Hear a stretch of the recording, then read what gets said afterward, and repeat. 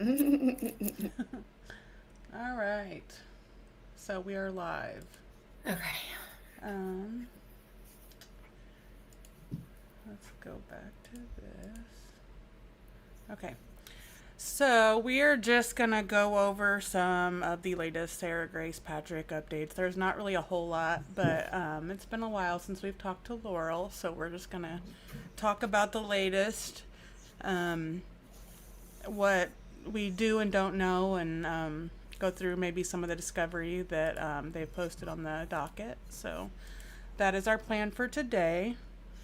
Um, so also Vinnie Politan the other day, 6 days ago, did this little court TV skit. I don't know if you've seen this yet, but where he talks about like this a lot of talks about like a lot of the speculation and stuff like that, and then we have Ivory Rose posted a TikTok that I wanted to touch on as well, and then just talk about the latest drama that's been happening with the Yeah, because I case. have no idea. Like, I've missed so much. Yeah, I mean it's not really a lot, but it's just drama really mostly. But Yeah. yeah, so here's how did we do this last time? I I whenever we play stuff, I mute you and then you can hear it, right? Yeah. Is that how it Or works? I watch it. Yeah, mute me and then I watch the live on my phone. Okay. All right. So we're gonna watch this. Just wave your hand whenever you want me to stop, and Okay. yeah. Oh, yeah. And just remember that it does lag a little bit. So, like, I'm a little bit behind Okay. what, you know what I mean? Yeah. Yeah. Yeah. What's playing. Okay. So here we go. Tell us about exuding that confidence that seems to be coming from investigators. Like, you never want to arrest someone if you have any doubts, right? You don't want to. But are there different levels of confidence that investigators have in murder cases? And do you think what we're reading from them is significant? Yeah, well, the thing is, what we don't know, and I'm curious why they don't release some theory, some evidence. It's not illegal to feed the media some tidbits of information, so we're not all scratching our heads. This has been going on for quite some time. Of course, she has a presumption of innocence, but all the things I hear is speculation. She smiled when she came into the courtroom today. Okay, she's been in solitary confinement. She might have saw a loved one smiling at her, and she smiled back. And then we hold these kinds of emotional. Did she cry? She cried too much. She cried too little. I don't want to be convicted of murder based on this kind of speculation from the family members. Of course, these witness or the character witnesses, it's very emotional, but it's just feelings they have. There's no evidence. This is just emotions they're sharing for or against her. So again, I don't know why the prosecutor, the police don't feed the media some tidbits of information without screwing up their case. I would certainly be doing that. All right, let's take a listen to Ashley Halsey. She's the Carroll County Sheriff's Office Public Information Officer who was on the show. Okay. So we'll head back to Laurel while she finishes up listening to that excerpt. All right. So I mean that's basically what we were saying. Like all of what he said. Pretty Yeah. much. As soon as he started talking, like the first thing that came out of his mouth is, why don't they release some info? Like, that's literally what we've been saying. Like, it doesn't hurt your case to release some information. Like, I've said this a million times. Like, I understand why they can't release every single piece, but nothing, and it being this long, that's so crazy to me. Yeah. Yeah. It truly is. Yeah, it's wild. So I'm just gonna fast forward here, and then so the other day the grandpa posted in the Facebook group. I don't know if you saw that, but the grandpa posted something about that he was able to talk. I think he talked to one of the investigators about discovery, and they said, and he didn't seem too impressed with it, is what he said. So Yeah, I didn't see that Facebook post, but I have heard something about the grandpa saying something like, "I'm not impressed with like the evidence that I, well, am aware yeah, of." and apparently he's heard more since then, and he's still not impressed. So Yeah, um, which doesn't surprise me. I've said from day one, it seemed like they jumped the gun. They got tunnel vision, they jumped the gun, and because even though I know to her family, it feels like why did you wait 4 months? Like, that's so long. That's actually really not long at all to make an arrest in a case. That's pretty quick. And I feel like they jumped the gun on it, and then they're behind the scenes trying to piece everything together and make it fit the narrative. But I'm kind of like, if it fits so well, then you would give us at least something, like something of substance. Yeah, and I just really think that they're going to have a hard time convicting her without some kind of third party conspirator. Like, but I don't know. I don't know what they have, like, and yeah. So we'll watch this other little clip now if you want. And... Yeah, really quickly about the third party thing. I've even said that from day one. Like, if she has any involvement, it could possibly be like knowledge or something like that, but that would require a second person being involved, or third. You could have 3 or 4 people involved. Who knows? But it definitely was not her by herself. I do not believe that for 1 second.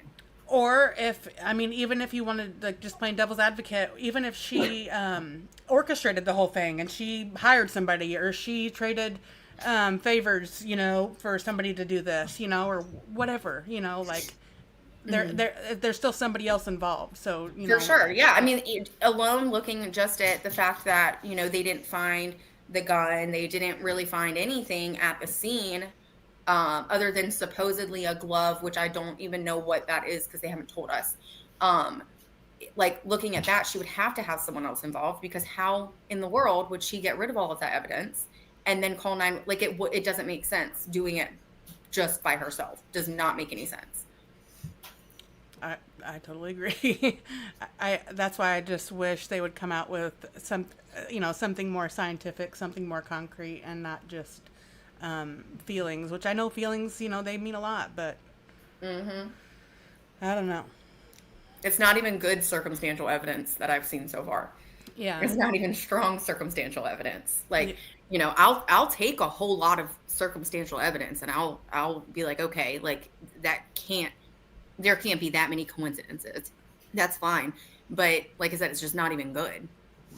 Yeah. All right. I'm going to play this clip. Okay. I'll play it on here. Just remember there's I think it's like 10-second lag. Okay.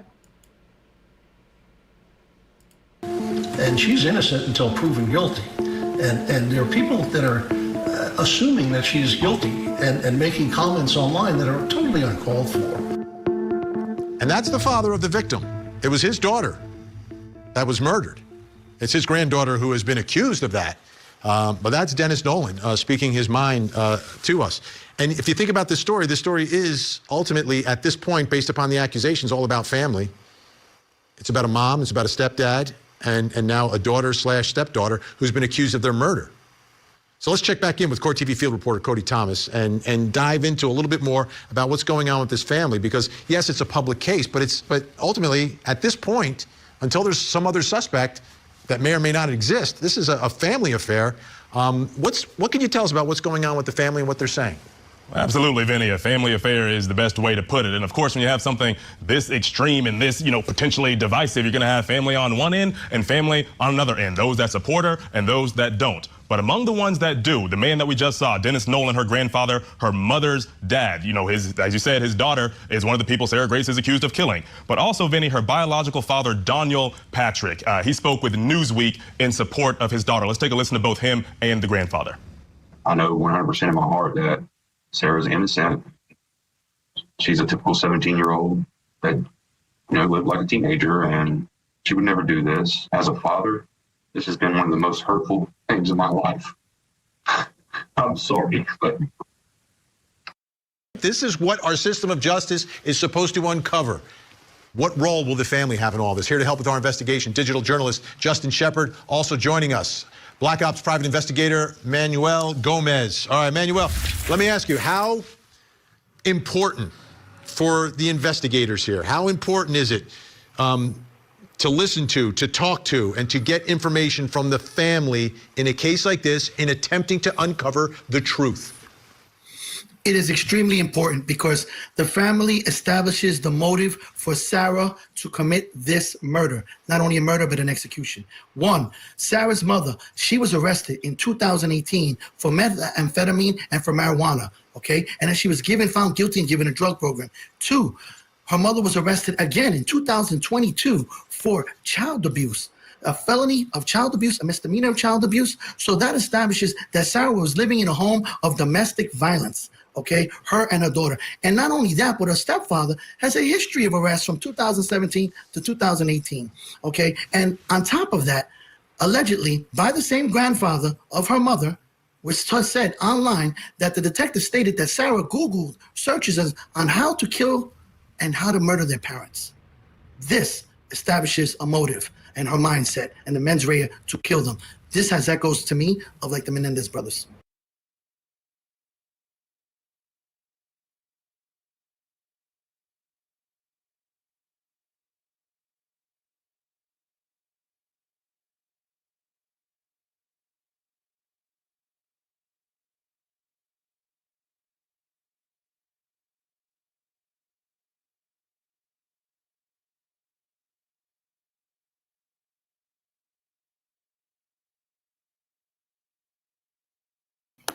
Oh, I can't hear you. Oh, sorry. Okay. I was muted. That was my fault. Okay, no, you're fine. Sorry. I was saying hi to Bo in the chat. And also just letting you catch up on watching. So what do we think about that? I'm really the comparison to the Mendez brothers. I know. I wasn't expecting that either, but it was interesting. Yeah, that was I don't know. That's not at all the same. Like, no, I don't even think that there's any comparison that I can from that, other than the fact that it's parents. Like, nothing else about the substance is even remotely the same, but whatever. Yeah, that's just weird. But it did look like he dug up some tea on their criminal history that, I mean, I kind of knew about, but I wasn't, I didn't know I for think sure I about. might have missed that. I had waved for a second. Oh, I'm sorry. No, you're fine. I think what did he say about that? He went through, I will actually replay it for you. It was only just a couple seconds. I am gonna replay that part for you because it was a lot, and it was like the main part. Hold on 1 second while I try. This is a brand new phone, and I'm trying to make sure that I can actually sign in. Yeah. I was gonna say hi to Bo as well, and then that's when I realized that I couldn't.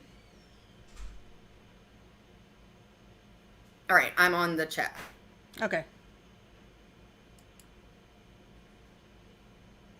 A felony of child abuse, a misdemeanor of child to talk to and to one motive for Sarah to commit this murder. Not only a murder, but an execution. One, Sarah's mother, she was arrested in 2018 for methamphetamine and for marijuana, okay? And then she was found guilty and given a drug program. Two, her mother was arrested again in 2022 for child abuse. A felony of child abuse, a misdemeanor of child abuse. So that establishes that Sarah was living in a home of domestic violence, okay? Her and her daughter. And not only that, but her stepfather has a history of arrests from 2017 to 2018, okay? And on top of that, allegedly by the same grandfather of her mother, which said online that the detective stated that Sarah Googled searches on how to kill and how to murder their parents. This establishes a motive and her mindset and the mens rea to kill them. This has echoes to me of like the Menendez brothers.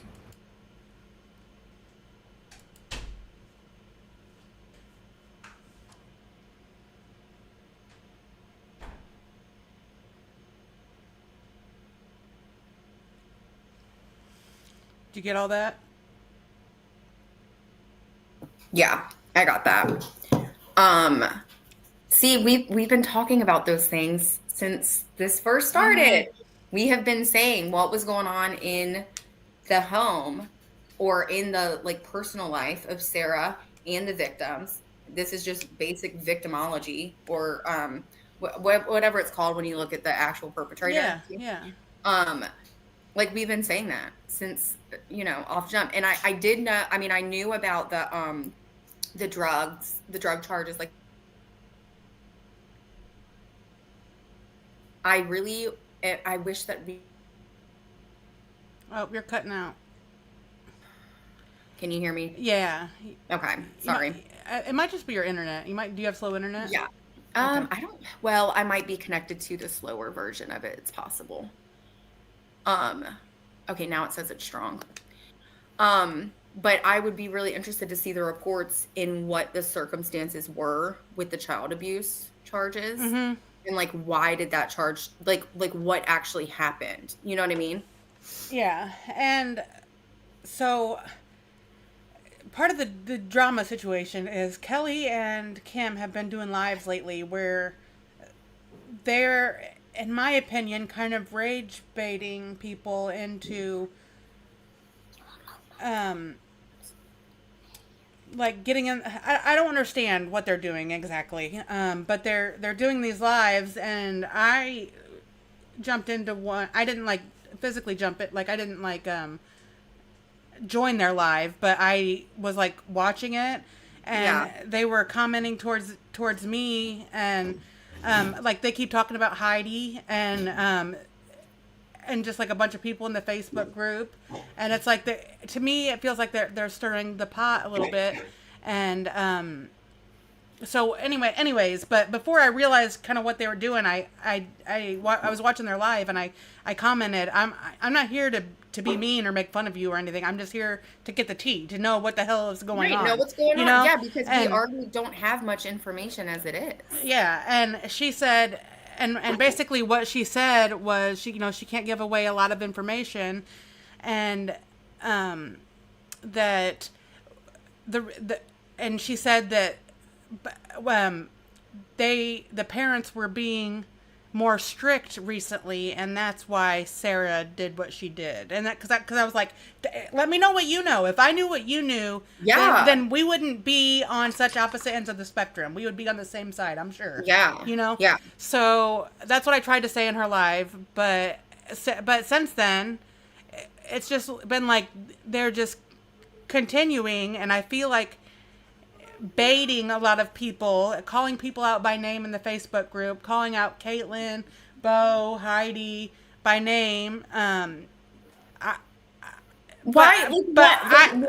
I haven't. I don't know why, and I haven't watched all their lives. I've just watched, here and there, and I don't understand why they're screenshotting and putting it on Facebook, which there was somebody talking in the Facebook group that like basically blamed Kim, which Heidi even came to their defense and said it wasn't fucking Kim, like I don't, Yeah, that's like that. Yeah. Yeah. So I heard. Oh, you cut out. You said I heard, and then that was it. I heard that theory about Kim, and I was just like, no, that's absolutely ridiculous. But I will say again, and I have said this before, I've never seen victims' families doing anything like that. Like I have never seen that before. That is so different and odd to me. Like, most families, like they do, of course, at some point they view what's being said online, but they don't get involved, stir the pot, make things worse, call people out, none of those things, because the only thing that, in my experience, like watching all of this, they're so focused on the victims that they're just like, the internet is the internet, and it's gonna, it's always gonna just do whatever it wants to do. People are gonna say whatever they want to say, but like focusing in on that and making it worse is that blows my mind. It absolutely blows my mind. Yeah, I've never seen it. Yeah, I don't fully understand it either. That's so weird. I want to see these lives, but I can't because I don't think they saved them. The one I hopped into, but my service was cutting in and out because I was on my way to Kentucky. But I guess even just the videos, because actually they're probably, if anybody watches this later, they probably don't know. I reached out to, you know, at this point, I'm just gonna say it. I reached out to Kim because I reached out to like a lot of people that are close to the case, just to get information like from both sides. Like, you know, what do you know? What can you tell me? Whatever. A really nice message, and I have the receipts. I can show you exactly how nice I was. And I got a really crazy response back that I was just like, And whoa. this was Kim, not Kelly. This was Yeah, the sister. this was Kim. Okay. Yeah, I'm pretty sure it was Kim, wasn't it? I forgot. I don't know. I think it was Kim. I'm pretty sure. In the beginning I think I got their names confused, but I'm pretty sure it was Kim. But let me check really quickly. And I haven't reached out to anybody, and they were trying to say something about like you get all your information from Daniel, something, and I've never talked to Daniel ever. Yeah. And I've talked to Heidi and I've talked to Laurel, and those are the only two people I've ever had any private conversations with at all. Yeah. And that's it. Oh, I don't even know if Oh, actually, whenever Kelly asked me to take down something in my video, and I asked her what to take down, and she never got back to me, but that's the only time I've ever. Oh, yeah. Okay, because it's Kimberly in Yeah, GA. yeah, that's Okay, the so sister. yeah. Yeah. So I met, like, and again, I can provide receipts. I was very nice. And I was just trying to get information, like, from both sides. Like, because this was early on when we knew literally, like, nothing. And I was still putting the pieces together on who was who and all that stuff. And I got a really, like, hostile message back. And I was just, like, so caught off guard by that. Because I was like, what in the world did I ever do? You know what I mean? And that's another thing that I've just, like, so I can't even, like, view any of their, like, TikToks or anything like that because she blocked me, like, immediately. And I was like, what did I do to get blocked? Like, I was so nice. Like, you've now long enough to see, like, I'm a very nice person. So I was like, I just didn't know what the fuck that was, you know? I was so confused. And actually, her last message, I never even read her last one. Like, she sent one right before she blocked me, but TikTok, like, hid it because it was like, this is potentially like a bullying message or whatever. And I was like, I'm just the type of person, I was like, I don't need that in my life. I'm not even going to read it. So I literally, there's one that, like, still shows that it has not been read. But it's just odd. I don't know. The behavior is really odd to me. It is, and I want it to be over. I ain't into it. I'm not gonna be baited into arguing with anybody. I don't care. Yeah, and it's not like this is the only case that we ever talk about, you know? Yeah, and she's not the only person that I am very interested in their presumption of innocence. I am with a lot of people, you know. She's not the only one, you know. Exactly. I'm very defense minded, and I like to look at cases with nuance. And a lot of times, the more savage the crime is, the more people feel the need to convict somebody of it, no matter if they're guilty or not. You know, the less evidence they need to think somebody's guilty. And you know, they were pretty nice to me whenever I got on their live, but now they're it has kind of gone unhinged, and they're saying people are out to kill them and stuff, and they're saying Heidi's out to kill them, and Heidi? Yeah, I don't know. I don't know for sure. I don't know, but I'm just over it. I'm over it all. I'm over all their drama. Yeah. I'm over. Yeah, because again, like, you know, we're not. I want this is not the only case. I want justice for their family members. You know, probably not as much as they do, obviously, but you know, as much as the next guy. And if she did it, you know, I want to see her held accountable. But until we see some evidence, we're gonna, you know. That's my stance. That's my thing on it. Is like, dude, just show me, in any case, show me a proper investigation, and that's justice. Or just show me some good circumstantial, you know, if she's got, send me some screenshots or send me something, and I'll just shut the fuck up. I'll just shut the fuck up, you know? Yeah, for sure. You know, not that she owes that to me, because she doesn't, you know, but until I see something, I'm going to presume innocence. Right, you know, exactly. And well, and that's how it's supposed to be. And that's just, like, so I don't know how it's so misunderstood because it's so clear.